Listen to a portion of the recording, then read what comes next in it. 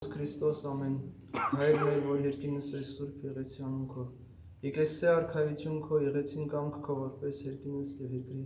Ըսած մեր հանապազոր դուր մեզ այսօր եւ թող մեզ պարտիս մեր, որպես եւ մեկ թողունք մերանց պարտականած։ Եվ մի տանից մեզ ի փորձություն ալ փրկիած մեզ չարեն։ Ձիքոյ արքայություն եւ զորություն եւ փառք հավիտյանս ամեն։ Իմաստություն հոր Հիսուս տուր մեզ իմաստություն, ըստ բարիս խորել, խոսել եւ գործել առաջի քո ամենայն ժամ։ Իչար խորհրդոց ի բանից եւ գործոց փրկյազ մեզ եւ ողորմյա քորրծոց եւ մեզ բազմունեղած ամեն։ Մեր ծիսական տարվա հետ զուգահեռ եւ քանի որ շաբաթօրը թարգմանչած տոնն է, մեր սրբոց թարգմանչած։ Որոշեցինք այսօր խոսել մեր սուրբ թարգմանիչների մասին։ Այս դասը անվանեցինք ինչպես Աստված խոսեց հայերեն։ Չէ՞ որ մեր հայ ժողովուրդը ունեցել է մի քանի փուլ քրիստոնեական լուսավորության եւ առաջին առաքելական շրջանները փառաքյալները հասան Հայաստան, սերմանեցին քրիստոնեությունը ժողովրդի մեջ, մեծ հրաշքներով, նշաններով քրիստոնեությունը մնաց Հայաստանում։ Հետո արդեն 4-րդ դարի սկիզբ Գրիգոր Լուսավորիչը հայությունը քրիստոնեացրեց պետականորեն, մկրտեց, քրիստոնեացրեց հայությունը եւ հաջորդ փուլը եղավ, երբ Սուրբ Մեսրոպ Մաշտոցը քրիստոնեությունը հայացրեց։ Արդեն Քրիստոսի խոսքը, որ ապրում էր ժողովրդի մեջ, արդեն դարձավ ավելի մոտ մարդկանց սրտերին, Աստծո բանը խոսեց հայերեն։ Դա մեծագույն նվաճումն էր։ Այդ նվաճումը մինչև հիմա մեզ շատ շնորհ է պարգևել մեր ժողովրդին, մեր եկեղեցուն մնալ ավելի սերտ հարաբերության մեջ Աստծո հետ։ Մենք կարիք ունենք դառնալու քրիստոնյա, երբ Լուսավորիչը քրիստոնեությունը հայացրեց, բայց նաև մենք կարիք ունենք քրիստոնեությունը հայացնելու։ Այդ ամբողջ քրիստոնեական գաղափարախոսության մեջ Քրիստոսի օրինակով մի ճանապարհ կա մարդուն ընդառաջ գնալու դեպի մարդ քայլ անելու, չէ՞։ Քրիստոս ինչ արեց, Աստված, որը անդրանցական է, որ ամեն ինչից վեր է, դարձավ մարդ, դարձավ մեր նման մեկը մի նպատակով, որ մեզ փոխի, մեզ դարձնի իրպես։ Հիմա Քրիստոսի մարմնացումը ավելի մանրամասն դիտարկենք, արդեն Քրիստոսը ոչ միայն դառնում է մարդ, նաև դառնում է մեզ համար հայ մարդ։ Ինքը արդեն սկսում է խոսել մեր լեզվով։ Մենք արդեն կարդում ենք Աստվածաշունչը, ասում Աստված ասաց եւ այսպես եւ այնպես, եւ մեր թարգմանությունը նաեւ յուրահատուկ թարգմանություն է։ Աստվածաշունչը այդպես է թարգմանվել, որ հայ մարդը կարդա եւ չզգա, որ դա թարգմանություն է։ Հայ մարդը կարդա եւ կարծես թե այդ ամեն ինչը եղել է հայերեն լեզվով։ Եվ մենք կարծեմ միակ եկեղեցին ենք, միակ ժողովուրդ ենք, որ ունենք հենց թարգմանիչների տոն։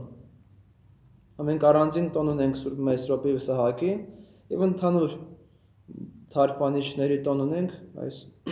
հոկտեմբերի 2-րդ շաբաթօրը մենք նշում ենք։ Դա կարծեմ միայն հայերի մոտ կա, որտեղ թարգմանիչը այսօրվա մեր ըմբռնումով ինչ որ աշխատանք է, էլի մարդը մի լեզվից մյուս լեզու է թարգմանում, կարծես թե առանձնապես ինչ որ տենց սրբության բան չէ, էլի։ Բայց երբ մենք բացում ենք օրացույց, տեսնում ենք, որ դա ուղղակի թարգմանիչներ չէին, այդ հայրերը, ովքեր նշվում են այդ տոնի մեջ, մինչև Գրիգոր Նարեկացի, մինչև Ներսես Շնորհալի, որոնք թարգմանական աշխատանք չեն արել։ Դավիթ Անհախտը, Փիլիսոփան, Մովսես Քերտողը, Խորենացին։ Այդ հայրերը, առաջի սերունդը եղել են թարգմանիչներ, բայց մնացածը կարծես թե այդ մեր իմացած թարգմանիչ բայի մեջ չեն տեղավորվում։ Ինչից է դա գալիս է հենց թարգմանիչ եզրի ճիշտ հասկացողությունից, ինչ է նշանակում թարգման կամ թարգմանիչ։ Ես այսօր բացեցի բառարանը, դեսեք կիսվեմ Ավգերյան Հայկազյան բառարանը և ասում եմ մեր թարգմանի մասին ինչ են ասում հայրերը։ Թարգման հունարեն հերմենևտես։ Հերմենևտես մի անգամից արդեն հուշում է, թե ծանոթ եք, որ Սուրբ գրքի մեկնությունը կոչվում է հերմենևտիկա։ Չէ, ամբողջ մեկնության համակարգը կոչվում հերմենևտիկա և հունարեն թարգման նաև հերմենևտես է նշանակում, որ ոչ միայն թարգման է, բառացու, այլ թարգմանիչ։ Եվ երկրորդ իմաստով առաջին էլ կա։ Ասում է մեկնիչ Սուրբ գրոց կամ հին մատենից, բացատրիչ գաղտնյաց, միջնորդ հայտնիչ խորհրդոց Աստուծո։ Այդպես են ոչ միայն լեզվի թարգմանիչ, այլ մեկնիչ։ Եվ դա գալիս է սեմական լեզուներից, եբրայերենում կամ արամերենում թարգում հասկացողություն կա։ Թարգումը դա Սուրբ գրքի մեկնողական թարգմանությունն է։ Եվ թարգում այդ բայը, որ կա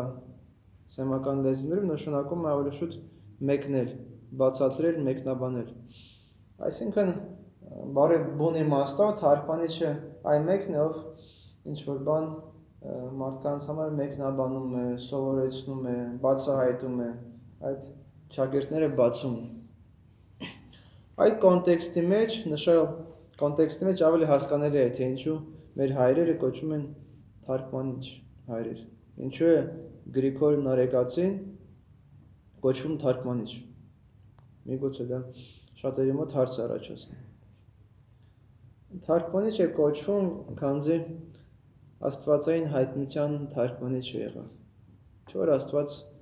հայտնվում է մարդկանց տարբեր ձևերով։ Եվ այդ հայտնությունը կարիք ունի մեկնաբանվելու, հասկանալի դառնալու։ Եվ հասկանալի դառնալու տարբեր սերունդներին, ոչ թե միայն այն ժամանակ, երբ Աստված հայտնվել է, երբ Հիսուս ապրել է մարդկանց մեջ, քարոզել է, բժշկել է, չէ՞։ Դա ժամանակը անցել է, բայց հայտնությունը մնացել է հայտնություն եւ այդ հայտնությունը գրավոր տեսքով մենք ունենք։ Եվ կարիք կար այդ ամենը մարդկանց մեկնաբանելու, հասկացնելու, հասցնելու մարդու սրտին, որպեսզի Աստվածային խոսքը ոչ միայն գրված բան լինի գրքի մեջ, այլ կյանք դառնա։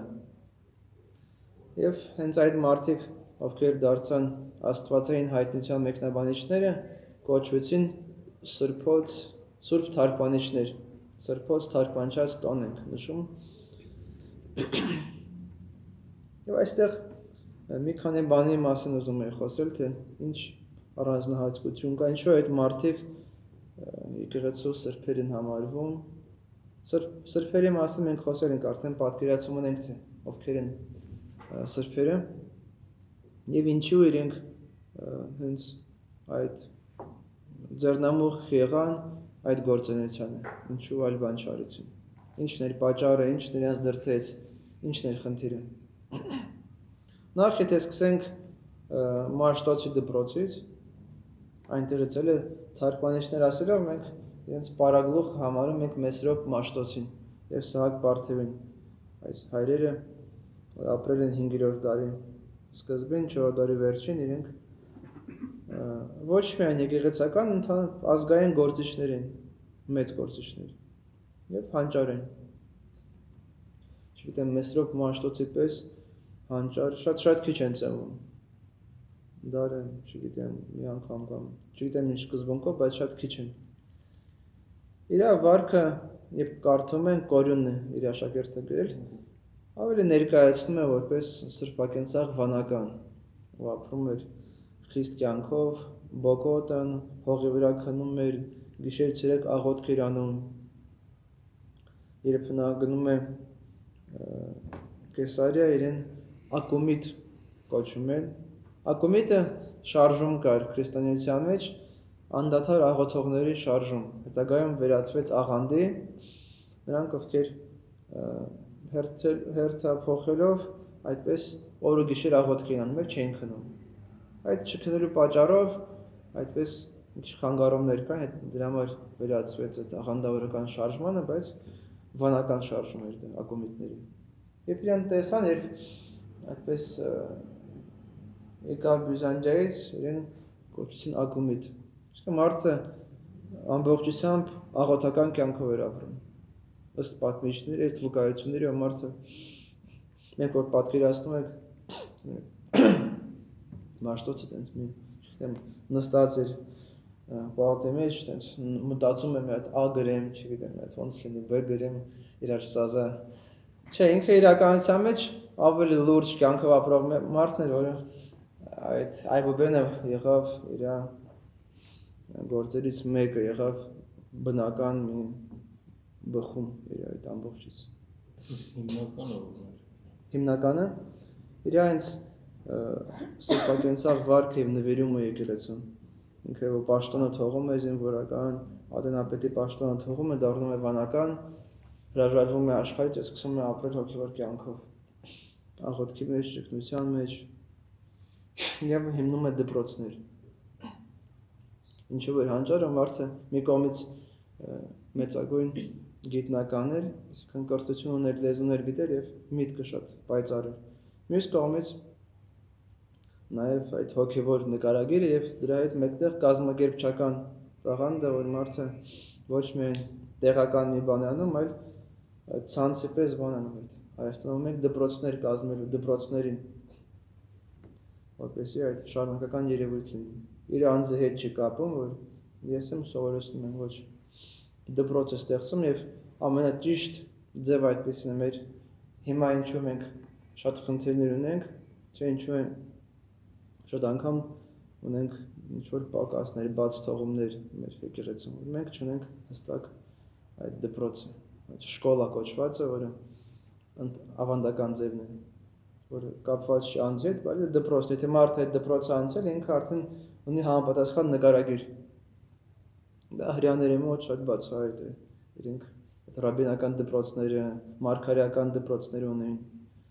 Մենք էլ ունենք վարդապետական դպրոցներ, որոնք հիմնված են Մաշտոցյան կրթական դպրոցների վրա այդ գաղափարը։ Ներկայումս մենք չենք վերականգնել այդ դպրոց հասկացողություն չունենք, բայց ամենաճիշտ ձևը դա է, որ մարդը ստեղծում է դպրոց, գնում է իր կյանքով ապրում է, ճգնում է, սարերում, ձորերում, չգիտեմ ինչ էլ անի, այդպես որ ինքը չլինի, այդ դպրոցը չի աշխատ։ Իր մեջ մեկտեղ էլ այդ ամենը եւ գրերի գյուտը դարձավ մեծ նվաճում, աստվածային պարգև։ Կարիք կար եւ արտաքին քաղաքական առիթ կար, գիտեք որ Հայաստանը բաժանված էր այն ժամանակ 378 թվականից Հայաստանը Բյուզանդիա Պարսկաստանի միջև բաժանված էր արևելյան արևմտյան Հայաստան։ Մի կողմը Պարսկամետ էր, մյուս կողմը Բյուզանդամետ, եւ այդպես վտանգ կար ձուլվելու։ Նաեւ եկեղեցու մեջ դա կար, մի կողմը պատարագը ծես անում էին ասորերեն լեզվով, մյուս կողմը հունարեն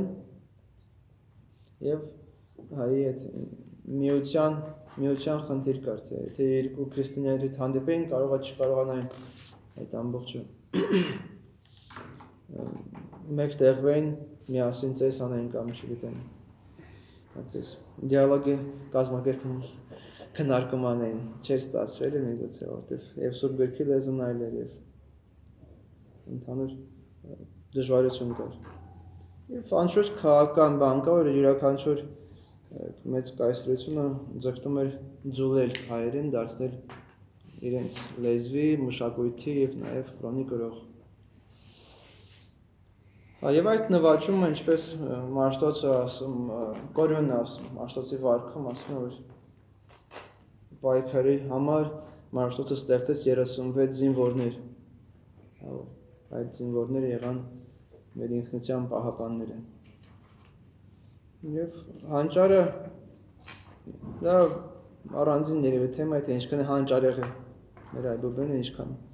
ներշնչում կա մեջը։ Ուսումնասիրություններ կա, որ վկայում են, որ դա ուղղակի ինչ-որ տենց պատահական գրած, ստեղծած կամ տարբեր այբուբեններից վերցրած ինչ-որ բան չէ, այլ շատ հանճարեղ ձևով մեր լեզվամշակույթին համապատասխան ստեղծում էր։ Քանի տարի մեր այդ բուբենը։ 36 plus 3 կամ այլ տարբերակներ կան։ Ներկայումս քանի տարի։ 9 թե 8։ 39։ Ոմանք ասում են 38։ Մեծ գիտնականները, մեր լեզվաբանները ասում են, որ 36 տար եւ օֆն։ Եվը ինքը տար չի, ուղղակի մասնիկ է, որ 36 plus եւ օֆը։ Այդ 36 plus 2, էլի, այդ 38-ին։ Այդպես են ասում, ես որ լեզվաբան չեմ կարող ապացուցել եւ ապացուցելու բան չի։ Բայց 36-ը հիմնական եւ անփոփոխ են։ Հետաքրքիր է, որ լեզուն միշտ փոխվում է, մենք ինչպես գրել ենք, ինչպես կարդացել ենք, նույն ձև մնացել ենք, դա այլ անճարեղություն է։ Մեր լեզուն հարուստ է։ Վերջերս ինչ որ ուսումնասիրողներ կային, որ հաշվարկների անում այդ Մենդելեևը աղյուսակը, չգիտեմ, տեսել եք թե չէ, այդ բաների վիդեոները կան, որ հաշվում են թվային ոսկին այդ տար հաշվում են, համապատասխանում ակա մի քանի 7 էլեմենտներ, որ այն ժամանակ հայտնի էին, դա համապատասխանում է Մենդելեևը այդ թվին, երևի թվին եւ անբացատրելի է։ Դա իրապես իվերուս տրված բանը ներշնչում էր։ Ռուս գիտնական էր ասել։ Ռուս է, չէ։ Ռուս գիտնական էր ասել, քիմիկոս չէ, բայց ռուս գիտնական էր։ NTV-ով մի օր խոսած։ Հետաքրքիր բան է։ Մենք շատ բան չենք տեսնում, մեզ համար դա սովորական է, մեկն է, բայց մարդիկ դրսից տեսնում են, նկատում են, հաշվում են, չգիտեմ, ինչ բաներ անում, ասում են, այդ հայերը վերջն է։ Մաշտոցի երազում ո՞ց տեսել։ Մաշտոցը տեսիլքի մեջ է տեսել, որ Աստծո ձեռքը քարի վրա այդ տարերը Որոնը ձայնավորներն է նշում, բայց չի ասում ամբողջաբովենը։ Ձախից աջ։ Հա։ Էդ էլ ենք ասում, էլի դպրոց, որ բացատրում են ձախից աջ, էդ էլ է տեսել քո։ Ձախից աջ։ Դες աչի ձախ հիմնական սեմական լեզուներն են, մարցանագրության համար է այդպես։ Դա ուրիշ բան։ Չէ, հանճարեղ է եւ ներշնչված է այդ մարդը, բացի իր սրբակենցաղ վարքից ուներ ինչ որ արտաքին հանգամանքներ, որին պետք է լուծում տար։ Եվ տալիս է։ Ես վստահ եմ, թե ինքը ապրել ուրիշ ժամանակաշրջանում եւ ուրիշ ինչ որ հարց լիներ, ինքը էլի կհաստատի ինչ լուծում կտար։ Այստեղ մի շատ հատկանշական բան կա, որ կոչվում է Սուրբ Հոգու առաջնորդություն։ Եվ կարդում ենք Պողոս առաքյալի նամակները, ասում որ նրանք ովքեր առաջնորդվում են Աստծո հոգով, նրանք են Աստծո որդիները, չէ՞։ Գաղատացիների 5:25-ը կարծում որ նրանք ովքեր առաջնորդվում են Աստծո հոգով։ Իսկն Գործք առաքելոցի մեջ 16-րդ գլուխը կարդանք, նայում ենք որ հստակ բան կա, որ առաքյալներից սկսած մարդիկ ովքեր ընդունում են Քրիստոսին, դառնում են Սուրբ Հոգով առաջնորդվող մարդիկ։ Այդպես 5 տակարան ավելի շուտ մարգարեական այդ պաշտոնները մարդիկ Աստծո հոգին իջնում էր կամ դատավորած շրջանում տեսնում ենք Սամսոնին հիշում եք, հայտնի Սամսոնը Կրովերյանում փոշտացիների հետ կինոներ նկարեցին Սամսոնի մասին։ Երկար մազեր էր պահում որ։ Եվ այդպեսի արտահայտություններ են լինում, որ Աստծո հոգին իջավ Սամսոնի վրա, չգիտեմ, վերցրեց Էշիգանգը եւ 1000 հոգի փոշտացի սպանեց։ Կամ Աստծո հոգին իջավ Սամսոնի վրա, գնաց օտարազգիներից, չգիտեմ, կին առավ, հետո գնաց փոշտացիներին սպանելու կամ իրենց հազարները կործանեց։ Այսինքն նայում ես, որ կարծես թե այդքան բան չի, ինչու Աստծո հոգին մարդու վրա իջնում է այդպիսի բաներ անում։ Եվ տարբեր տեղեր եթե համադրենք, Սուրբ Հոգին իջնում է մարդու վրա, մարդը ներշնչվում է Սուրբ Հոգով, կամ մարգարե անում է Աստծո խոսքի հասկանում, ինչ որ գործ անում, եւ այդ ամբողջը լինում է ինչ որ տարբեր, չես կարող ինչ որ ընդհանուր մի եզր գտնես, թե ինչու խոսքի Սամսոնի վրա իջավ ինքը գնաց մարդկանց սպանելու, մյուսի վրա իջավ ինքը գնաց ճգնելու, մեկի վրա իջավ գնաց ուրիշ բան անելու, տարեր ստեղծելու։ շատ կարևոր հանգամանք կա, որ քրիստոնեական կյանքում էլի հիմնական բաներից մեկն է Սուրբ Հոգու առաջնորդությունը։ Ասում են նրանք, ովքեր Աստծո հոգին չունեն, նրանք Քրիստոսինը չեն, ասում է Պողոս առաքյալը։ Ասում են ինչպես են իմանում, ասում նրանք, ովքեր առաջնորդվում են Աստծո հոգով, նրանք Աստծո որդիներն են։ Այդպես սահմանում է դնում Պողոսը, ասում է նրանք, ովքեր Աստծո հոգի ունեն, իրենք Աստծո որդիներն են, նրանք ովքեր չունեն այդ հոգին, Աստծո չեն, Քրիստոսինը չեն ասում։ Մի քիչ կտրուկ է խոսում, միգուցե պահանջից ելնելով, բայց այդ գաղափարը կա։ Եվ եթե նախկինում հին կտակարանյան շրջանում, որ ընտրյալներ են եղել, Աստված գործում էր ընտրյալների հետ։ Ընտրյալ ժողովուրդ ուներ Իսրայելը, մնացածը ազգեր էին, չէ՞, հեթանոսներ էին։ Ընտրյալ ժողովրդի մեջ ուներ ընտրյալ անձանց։ Ասում է քո մոր որովայնից քեզ եմ ընտրել, դու պետք է լինես իմ մարգարեն, Երեմիային ասում է, չէ՞, կամ Սամսոնին փոքր ժամանակից։ Այս անհատներին ընտրում է, հայտնվում է եւ ինչ որ սկզբունքով դառնում է իրենց Աստված, այդ մարդկանց միջոցով իր ծրագիրը իրականացնում է։ Նոր կտակարանյան շրջանում արդեն կարծես թե ամբողջ քրիստոնյա ժողովուրդը դառնում է ընտրյալ։ Աստված արդեն այդքան չի խոսում անհատների միջոցով, չի հայտնվում մեկին, ասում է ես քո միջոցով պետք է փրկեմ ազգը, չէ՞։ Տիրոջից հետո, Քրիստոսից հետո չենք տեսնում, որ Աստված այդպես անհատների միջոցով է եկեղեցին կառավարում։ Այլ ասում է կհեղեմ իմ հոգին ձեր վրա, հա, հոգի գալստյան օրը, որ Հովելի մարգարեությունը կարդում, իմ հոգուս պետք է տամ ձեզ եւ ինչ է ստացվում, որ այլևս ոչ թե այդպես անհատների հետ է աշխատում Աստված, այլ մարդկանց տալիս է Սուրբ Հոգին եւ մարդիկ սկսում են առաջնորդվել այդ հոգով։ Եթե մարդկանց տալիս է, անհատներին էլ տալիս է։ Չէ, այսինքն ընդհանուր բաշխում է այդ հոգին, առատա ով վերցրեց, էլի, այսինքն մարդը գալիս է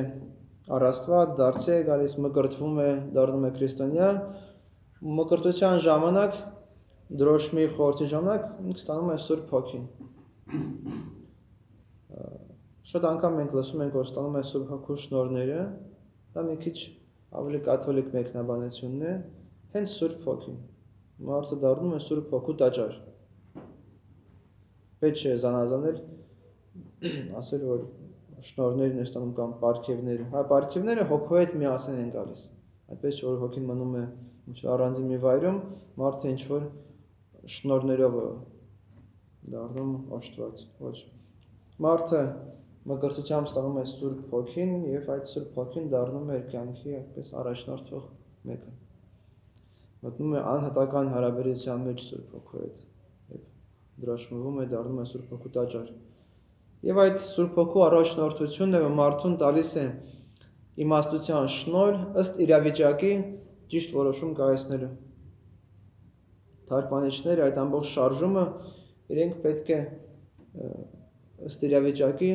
կողնորոշվեն, ինչ պետք է անել, որպեսզի մեր ժողովուրդը ավելի մոտ լինի Աստծուն, ինչ պետք է անենք, որ մեր քարոզչությունը հասնի տեղ, ինչ պետք է անենք, որ մեր ժողովուրդը միասին լինի։ Միության հարցը կար, չէ՞, այս կարտակին կային ինչ-որ հանգամանքներ, իրենք դա էին տեսնում եւ ըստ այդմ արդեն սկսում էր իրենց շարժումը։ Իրենք կարող էին էլի հոգևոր մարդիկ լինեին, Մեսրոպ Մաշտոցը, չգիտեմ, Կորյունը, Խորյունացին, շատ-շատերը, Եզնիկ Կողբացին, զբաղվեին այլ գործունեությամբ, քաշվեին մի հեռավորվանք, աղոտ քանեին, ճգնեին, կամ չգիտեմ, գրքեր, ուրիշ բաներ անեն։ Գնային, չգիտեմ, աղվանք քարոզելու, կամ ուրիշ երկրի, միսիոներ դառնային, գնային հնդիկներին դարձը բերելու։ Էլի Աստծո գործն է։ Գնային Զիմբաբվե եկեղեցի հիմնային հայկական։ Մարդն է ընտրում, թե Սուրբ Հոգին տալիս է։ Սուրբ Հոգին տալիս է մարդուն այդ աչքերը տեսնելու։ Չէ՞ որ ընտրի։ հա, ինչ է անի։ Այսինքն ինքը ունի այդ հոգևոր զորությունը ստանում է, չէ՞, այդ մարդը զգում է, որ ինքը կարող է գործունեություն ծավալել։ Հիմա բայց ինչ անի։ Հա, դառնա միսիոներ, թե դառնա ճգնավոր, թե դառնա քարոզիչ, թե դառնա ուսուցիչ, ինչ դառնա։ Այստեղ քիչ է միայն այդ ունենալ ինչ-որ ցանկություն, շնորհ, աշխատասիրություն պետք է ճիշտ կողնորոշվել։ Իսկ դա լինում է միայն այն մարդկանց հետ, ովքեր աչքեր ունեն տեսնել եւ աչքեր լսելու։ Եվ ճիշտ հաղամանքի մեջ են։ Հա, միանշանակ։ Այստեղ եկեղեցու մասին է խոսքը։ Եկեղեցու լիարժեք անդամների այստեղ այդ ամբողջ խարիզմատիկ շարժումները դա որև ուրիշ դաշտ է։ Դա Սուրբ Հոգու մասին չի խոսքը, անդրադառնալ դրան։ Հա, մի կողմից Աստված տալիս է մարդուն, հա, այդ զորությունը մարդը ուզում է նվիրվի։ Այդ նվիրման հոգին շատ անգամ մարդուն գալիս է, բայց քիչ է այդ նվիրման հոգին ունենալ, նաև պետք է ունենալ աչքեր տեսնելու։ Հոգևոր զգայարաններ ունենալ, որպեսզի Աստծո կամքը հստակ լինի։ Կամ գոնե ուղղությունը լինի հստակ, որ դու անես, ինչ անես։ Այդ օրինակները շատ կան, չէ՞ որ մենք եկեղեցու պատմության մեջ տեսնում ենք, թե ինչ փուլեր են ունեցել։ Պետք է որ քրիստոնեության քարոզությունը լինի, պետք է լիներ գրիրը գյուտը եղել է, վանական շարժումը եղել, լուսավորական շարժումը եղել, չգիտեմ, պետական պահպանման գործունեությունը եղել, հայապահպան գործունեությունը սպասվել եկեղեցին ինչքան դարեր։ Մենք թագավորությունից հետո, Գիլիկյան անկումից հետո մենք նաև ուրիշ բաներով ենք զբաղվել։ Հա, հետևաբար այդ Սուրբ Հոգու առաջնորդությունը մեզանից հեռու բան չէ։ Այդպես չէ, որ դա ինչ-որ մի բան է, որ ունեն ընտրյալ մարդիկ եւ հասան մեծ հաջողությունների։ Հա, իրենք ունեն, բայց դա նաև վերաբերում է մեզ։ Մի կողմից թարգմանիչները մենք ենք։ Աստծո հայտնության, Աստծո սիրո թարգմանիչներն ենք։ Պետք է թարգմանենք։ Ասում ենք Աստված սեր է, բայց ինչպես է Աստված սիրում, պետք է մարդկանց բացատրեն, կարող է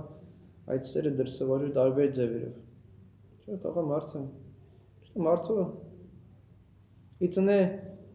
ծնվում է հաշմանդամ, չգիտեմ, մարդը, կամ մարդու զավակը, Աստված մի արած։ Դու գնում ես ասում ես, գիտես ինչ, Աստված սեր է։ Մարդը ասում է, թե Աստված սեր է, դա ինչ է կատարում, ինչու է, այդ մարդը ինչ մեղք է գործել, որ այդքան տանջալից կյանքով պետք է ամբողջ կյանքը ապրի։ Ասել Աստված սեր է բավական չէ, պետք է իմանաս, թե դա ինչ բան է։ Ինչպես է լինում, որ Աստված սիրում է եւ այդքան նեղություններ, ինչքան դժվարություններ եւ այլ բաներ կան կյանքում, որին մարդը շատ անգամ պատրաստ չէ։ Ինքը պետք է ասի կամ Աստված սերը ինձ չի սիրում, կամ Աստծո սերը մեր իմացած սերը չէ։ Աստվածային սերը մի այլ բան է եւ միշտ եղել են անհատներ, ովքեր թարգմանել են, մեկնաբանել են Աստվածային սերը, որպեսզի մարդուն հասկանալի լինի, թե ինչպես է Աստված սիրում մարդուն։ Երբ սիրումը ինչ է տալիս, ինչ է վերցնում մարդուց։ Հա, որտեղ եթե մենք դա չենք հասկանում, չենք մեկնաբանում, մեզանից հեռու է, միգուցե մենք էլ հեռանանք։ Մենք մոռանանք, որ Աստված մեզ սիրում է եւ այն ինչ որ պատահում է մեր կյանքում, ուղղակի Աստվածային սիրո կոնտեքստից դուրս լինի։ Մենք ասենք, դե Աստված սիրում է, դա մոռացանք, մենք ունենք մեր առօրյա հոգսեր, այդ առօրյա հոգսերը դառնում են ամբողջ կյանքի հոգսեր։ Առօրյա հոգսը այդպես մի օրով չի սահմանափակվում։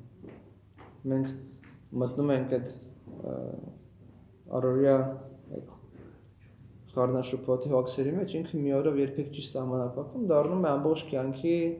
այդպես ինչպես ասում է Պողոս Առաքյալը, ունայնության հոգին։ Հռոմեացիների 6 նամակում նրանք, ովքեր հնազանդվել են ունայնության հոգուն, հա, այդ ունայնության հոգին ինքը մարդու ամբողջ կյանքին տիրում է եւ մարդը դրա մեջ էլ կապրել չի հասկանալ, Աստված սիրում է թե չի սիրում։ Իսկ մենք հավատում ենք, որ Աստված իրապես լիարժեք կատարյալ ձևով մարդ անհատին սիրում է եւ արտահայտում է իր սերը ամեն օր, ամեն ժամ։ Արտահայտում է, որտեղ սերը չի կարող չարտահայտվել։ Մեկ ինձ սիրում ես, ուզում ես արտահայտվես, ցույց տաս, մի բան անես, որ միջամտ ես, այսինքն пассив չի սերը, սերը միշտ ակտիվ է։ Այդպեսին Աստվածային սերը ինքը այդպես մի կողմ մնացող բան չէ։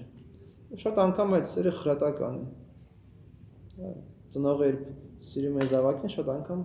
այդ սերը խրատական սեր է։ Ինչ-որ բան անում, որպեսզի մարդու սխալ ճանապարհից հետ բերի, խրատի հանդիման, որպեսզի մարդը ոչ թե դարձի գալ, ճիշտ ապրի։ Մի բան էլ կա, որ սերը միշտ իր էությունը այդպեսին է, որ պահանջում է սիրեցյալ էակի կատարելությունը։ Երբ մեկին սիրում ես, ուզում ես, որ այդ մեկը լինի կատարյալ։ Թե լինի ծնողների, զավակների պարագայում, թե սիրած մարդկանց պարագայում, այդպեսի բան կա, մի մարդուն այդպես սիրում ես, ամբողջ սրտով ուզում ես, որ ինքը լինի անթերի, կատարյալ, սուրբ, այդպեսին նաև աստվածային սերը մարդուն սիրում ես, որ մարդը բարձրանա այդ հողեղեն վիճակից, այդ ցեխից, այդ ճահիճից,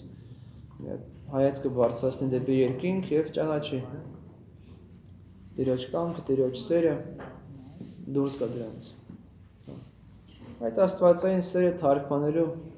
գործին ձեռնամուխ եղան մեր սուրբ հայրերը նաև։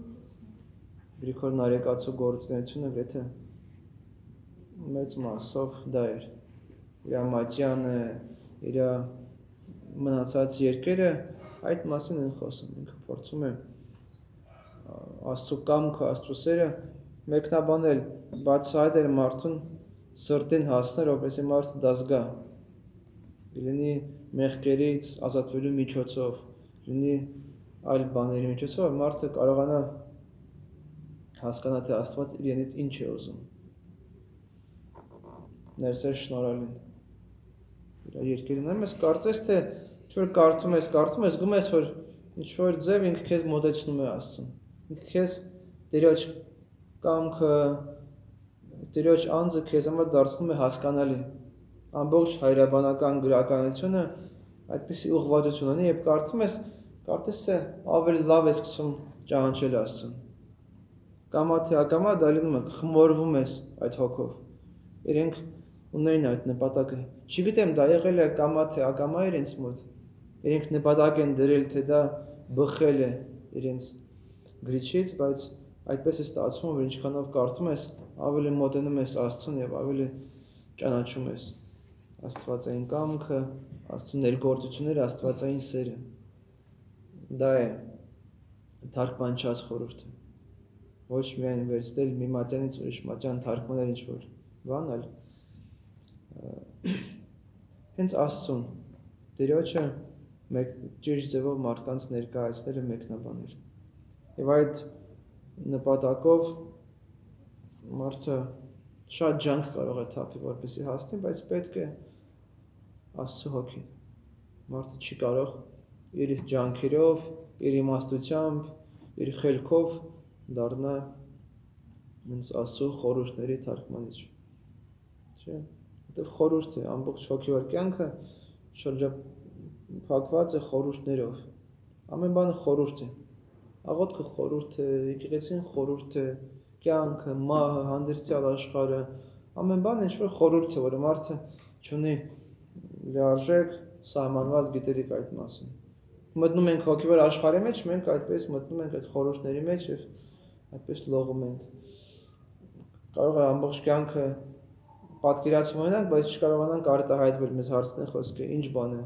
աղոթքը, մենք չկարողանանք սահմանել այդ բանը, որովհետեւ խորհուրդները շատ անգամ անսահմանելի են։ Կարող ենք նկարագրական ինչ-որ բացատրություն տալ, բայց լիարժեք սահմանում չունեն։ Դա է հարցը։ Հիմա հասկացանք, որ կարիք ունեն թարգմանիչ անձինք եւ ընդհանրապես մարդիկ կարիք ունեն Սուրբ Հոգու առաջնորդության։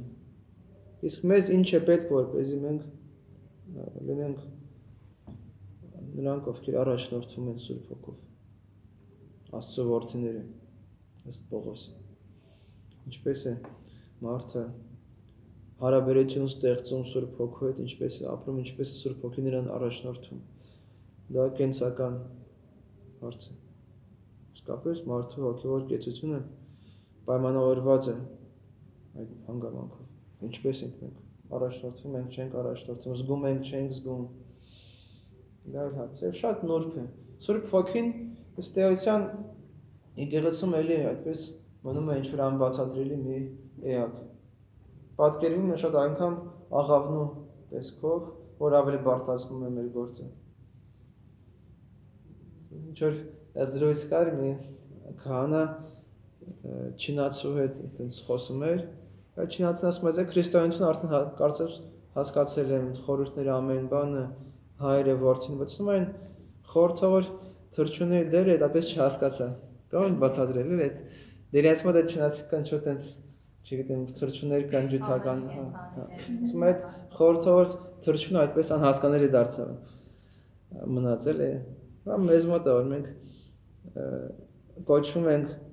Սուրբ Հոգու ժամանակաշրջանում ապրող մարդիկ եկեղեցին, այսինքն 5 տակարանը համարվում է Հայր Աստծո դարաշրջան, Որդու Աստծո հետ իրաքարոչությունը կյանքը Քրիստոսի ժամանակաշրջաններ, Քրիստոսի համբարձումից հետո հոգի գալստից մինչև այսօր կոչվում է Սուրբ Հոգու դար կամ ժամանակաշրջան, այսինքն մեր ներկա կյանքը Սուրբ Հոգու ժամանակաշրջանը, որտեղ գործող անձը ինքն է։ Սուրբ երրորդության երրորդ դեմքը ինքն է, որ առաջնորդում է։ Եվ այդ աղավնակերպ միայն պատկերը մեզ համար քիչ են։ Մենք հասկանանք ով է նա։ Հայրը մենք մի ձև պատկերացնում ենք, թե մեր պատկերացումը շատ մարդկային է, անտրոպոմորֆ է, չէ՞, մարդակերպ է։ Մենք պատկերացնում ենք, որ Հայր Աստվածը այդպես հայր է, մորոքով, չգիտեմ, կամ առանց մորոք, ոնց է պատկերացնում կամ չի պատկերացնում, բայց հայրությունը մեզ համար հարազատ բան է։ Յուրաքանչյուր մարդ իր կյանքում առնչվում է հայրության հետ։ Ունենում է հայր կամ ինքն էլ ունի հայր։ Որդի Աստվածը առավել ևս մեզ համար ինչ որ ձև հասկանալի է, մանավանդ որ մարմին վերցրեց, դարձավ մարդ, ապրեց մեր մեջ, քարոզեց մեզ համար Քրիստոսի կերպարը շատ թե քիչ ըմբռնելի է։ Սուրբ Հոգին այդպես էլ մնում է մեզ համար մի քիչ անճանաչելի Աստված եւ այդ պատճառով շատ անգամ մենք մեր հարաբերությունների հետ չենք կարող ստեղծել եւ իրենով առաջնորդվելը մեզ համար ինչ որ մեր կյանքից դուրս բան է, կարծես թե։ Բայց արիոտես որ պետք է որ լինի։ Գործ կարաքելոցը կարդում ես, զարմանում ես։ Ասում է Սուրբ Հոգին արգելեց իրենց գնալ այսինչ երկիր, չգիտեմ, Սուրբ Հոգով մղված գնացին այսինչ տեղը, Սուրբ Հոգին ասաց գնացեք, չգիտեմ, Երուսաղեմ։ Սուրբ Հոգին իսկապես ներկա է գործքի մեջ։ Գործքը շատ անգամ կոչվում են Սուրբ Հոգու ավետարան։ Ինքը սկզբից իջնում է, հետո տեսնում ես ինչպես ինքը մարդկանց մեջ այդպես շատ հայտնի ձևով գործում։ Ներկայումս չենք տեսնում, ասում ենք Սուրբ Հոգին մեզ համար այդպես ինչու այդքան հայտնի ձևով ներկա չէ, ինչու մենք չենք տեսնում, մեզ հետ չի խոսում, չի արգելում մեզ կամ ինչ-որ բան, ինչ-որ փոխվել է հարաբերության ձևը։ Մարդիկ չեն փոխվում, Աստված չի փոխվում, փոխվում է մարդ-Աստված հարաբերությունների ձևը։ Այդ ուխտը այդպեսին է, որ մարդը եւ Աստված տարբեր ձևերի հարաբերություններ ունում, ըստ մարդու կարողության։ Եվ ինչպես է Սուրբ Հոգու առաջնորդություն, ինչպես է մարդը դառնում այդ կրողը։ Աղավնին եթե պատկերացնենք, չգիտեմ, ավետարանի մեջ չի ասվում, գիտեք, որ Սուրբ Հոգին աղավնի է եղել։ Եթե ուշադիր կարդաք, մանավանդ բնագրում երևում է ինքը աղավնակերպ է իջնում, այսինքն աղավնապես իջնում է, այտենց այդ լեզու մեջ չի ասում, էլ որ ինքը իսկապես աղավնի է եղել։ Okay, աղավնակերպ ոնց իջնելով, հենց սավառնելով իջել է։ Ինչպես ծննդոցի մեջ կարդում ենք, որ Աստծո Հոգին շրջում էր ջրերի վրա, չէ՞։ Այդ շրջում էր, էլ այտենց բայ է օգտագործում, որ թրջունը թուղս է անում, որ ձվի անցնում, որ ինչ-որ բան դառնա, այդ բայ է օգտագործում, որ ինքը այդ ջրերի վրա ինչ-որ գործունեություն է ծավալում, էլի թրջունի պես նկարագրվում է, բայց թրջունի հետ ինչ-որ կապ չունի, ոչ մի ձև։ Այլ կերպերով հրեղեն լեզուներով է իջնում Պենտեկոստե ժամանակ մարդիկ էլի ինչ-որ հողմի ձայնը լսվում եւ այդ հողմա մրգի ձայնի մեջից իջնում են հրեղեն լեզուներ եւ մարդիկ դառնում են Սուրբ Հոգու կրողներ։ Էլի այդքան հասկանալի չէ։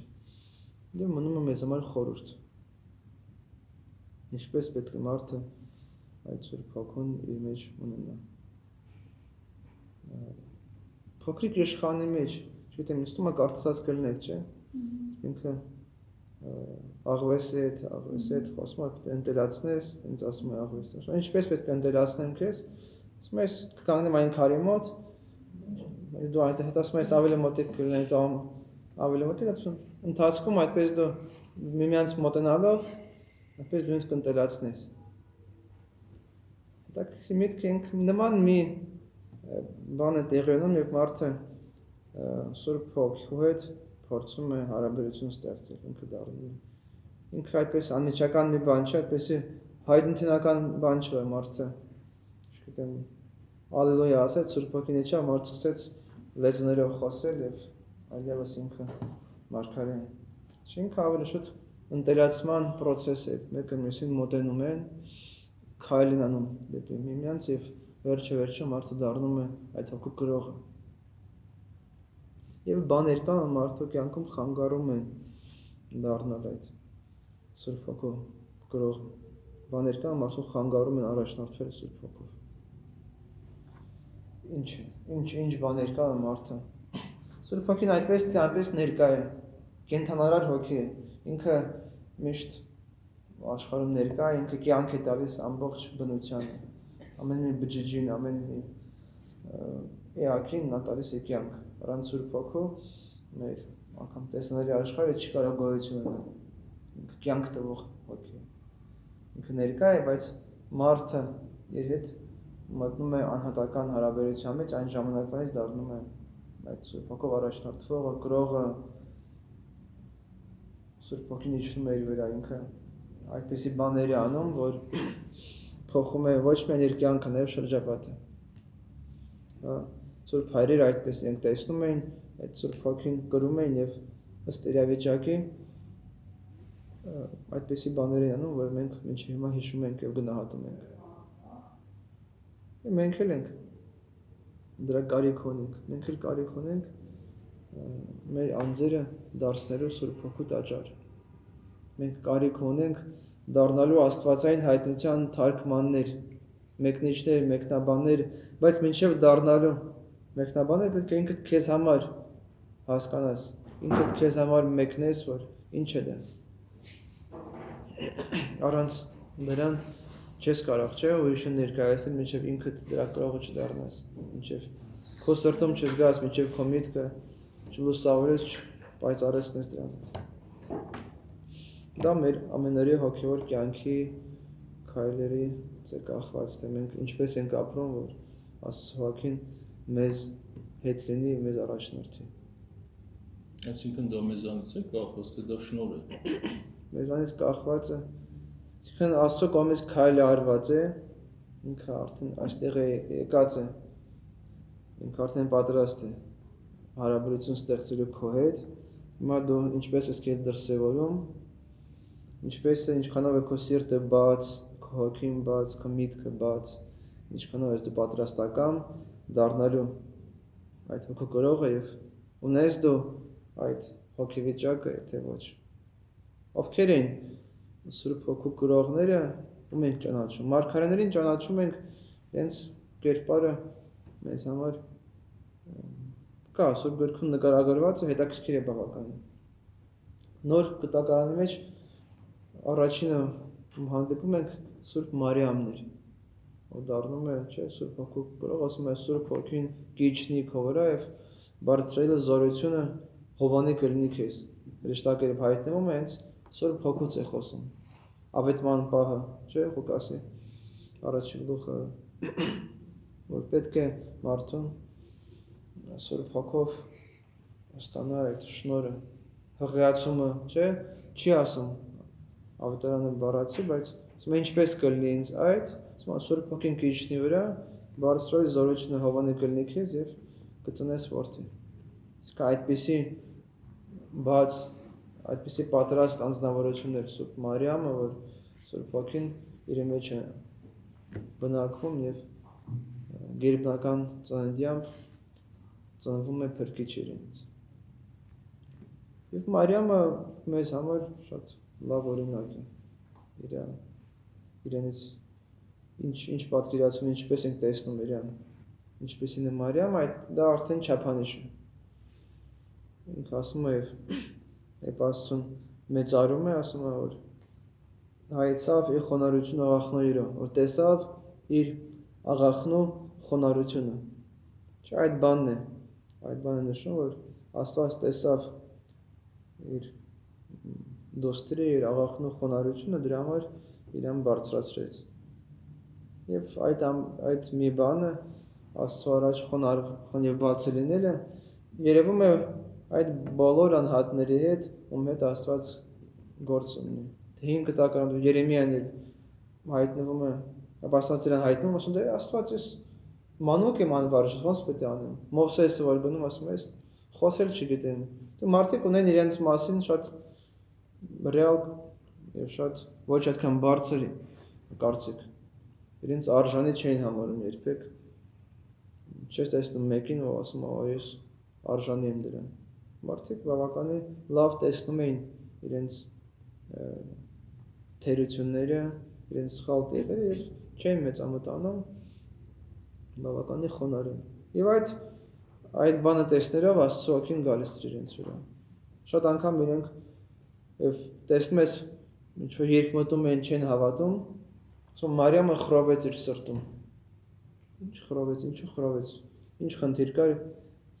ոչ թե անհավատալու բան կար, այլ ինչ որ մարդը կծտի ես ով եմ որ վրա այդ ամեն ինչը լինի։ Դատավորներին հայտնում երենք կասկածներ ունեն, ոչ թե կասկածում են, որ Աստված կարող է այդ ամբողջը անի, փրկի ժողովրդին, նշան են ուզում Աստծուց, չէ՞։ Այլ կարող է շատ անգամ իրենց արժանի չէին համարում, որ Աստված իրենց միջոցով փրկի ժողովրդին։ Այդ ցածր կարծիք ունեն իրենց անձերի։ Հետև Աստված բարձրացնում էր իրենց։ Այդ կարմիր թելը, եթե տեսնենք այդպես ամբողջ պատմության մեջ, մարդկության մեջ գալիս է։ Մեկը, որ իրեն արժանի համարեց, Աստվածային շնորհի եղել են մեր նախահայրերը Ադամը եւ Եվան։ Ասում մենք արդեն հասունացել ենք այդ ծառից ճաշակենք, բան չի լինի, էլի։ Աստված պետք է իրենց տար, ասում սպասեք մի ճաշակեք, դուք արժանի չեք, հա։ Իրենք չէ, մենք արդեն կարծես թե իրենց արժանի համարեցին, ճաշակեցին արգելված պտղից, ծառից, չգիտեմ ինչից ճաշակեցին այդ ժամանակ եւ զրկվեցին Աստվածային շնորհից։ Հետո գալիս արդեն ժամը մարդիկ իրենց արժանի չեն համարում լինելու Աստվածային գործիք, Աստված իրենց հայտնվում է, տալիս է իր հոգին եւ մարդիկ սկսում են այդ հոգով առաջնորդվել եւ ժողովրդին փրկել, դառնալու մասնակից Աստվածային ծրագրի մեջ։ Հենց մարդիկ սկսում են մեծամտանալ, Աստծո հոգին իրենց հեռանում է, սավուղը այդպես էր, չէ՞ որ սկզբից խոնար անձնավորություններ, ամենաաղքատ համեստ ընտանիքից, հենց դարձավ թագավոր, սկսեց մեծամտանալ Աստծո չլսել, մի անգամից Աստծո հոգին իրենց հեռացավ, ասում Աստված շար հոգին ուղարկեց սավուղի վրա։ Ու այդ դեպքերը շատ են մարդիկ, ովքեր հենց սկսում են արդեն իրենց արժանի համարել Աստվածային պարգևների, դառնում են այդ ճանապարհից շեղվում են, դառնում են Սուրբ Հոգուց զուրկ, շնորհազրկվում են։ Եվ Հակոբոս առաքյալը հենց դա նկատելով ասում որ Աստված ամբարտավաններին հակառակ է լինում, տալիս է շնորհը խոնարհներին։ Նույն բանը ինքը մեջբերում է Սողոմոնին, իմաստն որը դա ասել է առակացի մեջ։ Աստված ամբարտավան մարդկանց հակառակելուն շնորհը տալիս է նրանց, ովքեր խոնարհ են։ Այդ խոնարհությունը իսկապես Աստվածային առաքինությունը մարդուն հետ է բերում իր սկզբնական վիճակին։ Ուսումնասիրողներից մեկը կարծեմ եպիսկոպոս Անտոն Բլումը ինքը համեմատում է խոնարհությունը հողի հետ, ասում է այդ արմատները դե լատիներեն humilitas խոնարհությունն է, homos-ը հողն է։ Ասում է կարծես նույն արմատն է, ասում է խոնարհություն, ասում է հողի պես մի բան է, որ ասում է մի կողմից բոլորից ցածր է, ամեն մի չնչին բույսից ցածր է, բոլորը տրորում են, անցնում են երևերով, տարբեր գործիքներով հարվածում են, իրան թալանում են, ինչ ասես հետը չեն անում, ինչ աղբկա լսում են մեջը, ասում մյուս կողմից նա կատարելապես բաց է երկնքի տակ, ամեն մի կաթիլ երկնքից ընդունում է, եւ ասում այն ինչ որ իր մեջ վատը դնում են, ինքը ասում է լավը վերադարձնում է։ հա, ինքը այդպես համատում է այդ առաքինությունը հողի հետ եւ շատ նման մի բան է։ Իսկապես խոնարհ մարդիկ այդ իրենք լիարժեք բաց են ամբողջ երկնքի առաջ եւ ընդունում են երկնային պարգևները։ Ընդունում են եւ այն էլ ինչքան իրենց մարդիկ, չգիտեմ, պատճառում են վնաս, մեկը իրենք ավելի հարստանում են դրանով։ Հիմք են հանդիսանում, չէ՞, այդ հողը ինքը ամեն ինչի հիմքն է, չլինի ամբողջ աշխարհը կկործանվի։ Այդպիսի մի բանն է այդ խոնարհությունը, որը տեսնում ենք Աստված ընտրյալ անձերի մեջ։ Այդպիսի մի բան, որը տեսնում ենք նաև մեր հայրերի մեջ, ովքեր տարբեր ժամանակներում ապրել են, տարբեր գործունեություն են ծավալել, սակայն առաջնորդվել են նույն հոգով։ Եվ թարգմանչած տանին հենց այդ թուղթն է կարդացում, Պողոս առաքյալի թուղթն է Կորինթացիներին, ասում է, որ հոգին մեկն է, սակայն պարգևները զանազան են։ Մեկին մարգարեության շնորհ, մեկին լեզուների շնորհ, մեկին լեզուների թարգմանելու շնորհ, թարգմանել հենց այնտեղից է գալիս, թարգմանության շնորհ։ Այդ թարգմանությունը իսկապես շնորհ եղավ, բայց ոչ այդքան բառացի, այլ իմաստային եւ ավելի խորքային իմաստով, որ թարգմանը մեկն է, ով մեկնաբանում է աստվածային ճշմարտությունը, դա դարձնում է մատչելի մարդկանց, բաշխում է ջանքի թափում, որպեսզի այդ աստվածային ճշմարտությունը մտնի մարդու կյանքի մեջ, մտնի մարդու սրտի մեջ, դառնա կյանք իրականություն եւ փոխի խմորի այս աշխարհը։ Այդպիսի մարդկանց կարիք ունենք եւ այդպիսին լինելու կոչված ենք նաեւ մենք, Տիրոջ եկեղեցու զավակները, անդամները, որ աստվածային հայտնությունը, սերը ոչ միայն ճանաչենք, այլ նաեւ թարգմանենք եւ կյանք դարձնենք դա։ Նաեւ մեր առաքինությունն ըստ մեր